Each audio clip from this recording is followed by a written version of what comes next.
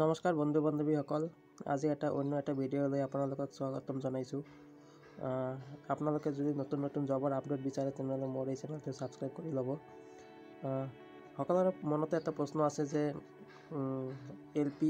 হৈ যোৱা LP UP এডভাৰটাইজমেণ্টৰ merit list কেতিয়া প্ৰকাশ পাব। আৰু এটা প্ৰশ্ন আছে যে CTETৰ কাৰণে পৰ্টেল অ'পেন কৰিব নেকি, নিউজৰ কিবা আপডেট কি আছে, আৰু ভেৰিফিকেশ্যন কি প্ৰচেছত চলি আছে বা কি প্ৰয়োজন হ'ব ভেৰিফিকেশ্যনত।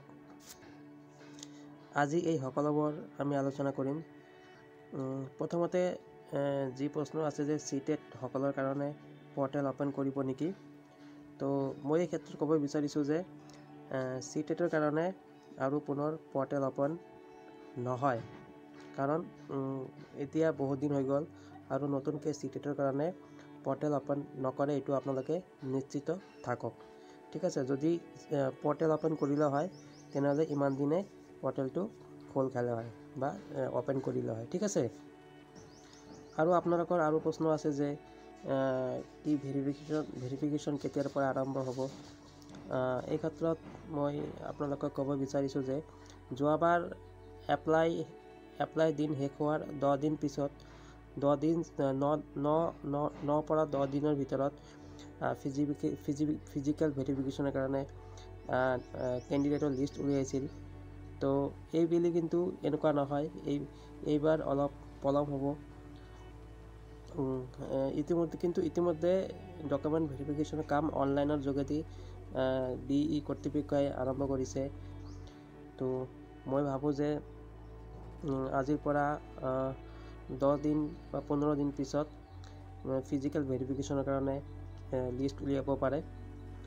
তো আৰু এটা প্ৰশ্ন আছে যে মেৰিট লিষ্ট কেতিয়া প্ৰকাশ পাব, আৰু ইয়াৰ এপইণ্টমেণ্ট কেতিয়া হ'ব।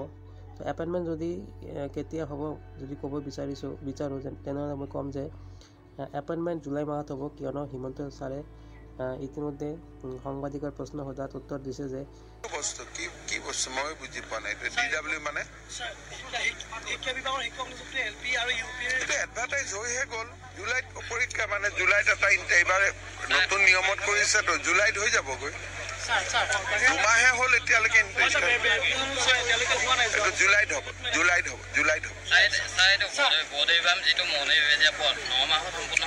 মেৰিট লিষ্ট আমি আশা কৰিব পাৰোঁ যে ইলেকশ্যনৰ আগতে এটা দুটা মেৰিট লিষ্ট উলিয়াব পাৰে, আৰু যিহেতু বহুতকেইটা মেৰিট লিষ্ট ওলায়, প্ৰভিজনেল মেৰিট লিষ্ট ওলায়। আৰু এটা প্ৰশ্ন আছে যে নিউজসকলে কি কৰিব। চাওক, সকলে আবেদন কৰিছে, কিন্তু সিহঁতে চাগে ভেৰিফিকেশ্যনত প্ৰব্লেম হ'ব পাৰে। তেনেকুৱা প্ৰব্লেম নহয়, মানে হয়তো ভেৰিফিকেশ্যনত ৰিজেক্ট হ'ব পাৰে, যদিও এইটো মই ক'ব নিবিচাৰোঁ যে কি হয়, কিন্তু মষ্ট প্ৰবাবলি যিহেতু সুপ্ৰিম কোৰ্টে এটা অৰ্ডাৰ দিছে যে নিউজসকল ভেলিড নহয়, গতিকে ভেৰিফিকেশ্যনত চাগে নিউজসকল ৰিজেক্ট হ'ব পাৰে।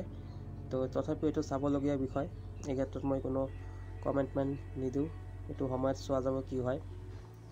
তো এইখিনিয়ে আছিল আজিৰ এইখিনি ইনফৰমেশ্যন দিয়াৰ কাৰণে ভিডিঅ'টো। আপোনালোকে জনাব আপোনালোকৰ মতামত কি, কেতিয়া মেৰিট লিষ্ট উলিয়াব পাৰে, কেতিয়া এপইণ্টমেণ্ট দিব পাৰে। আৰু ভিডিঅ'টো চোৱাৰ কাৰণে আপোনালোকক ধন্যবাদ জনাইছোঁ।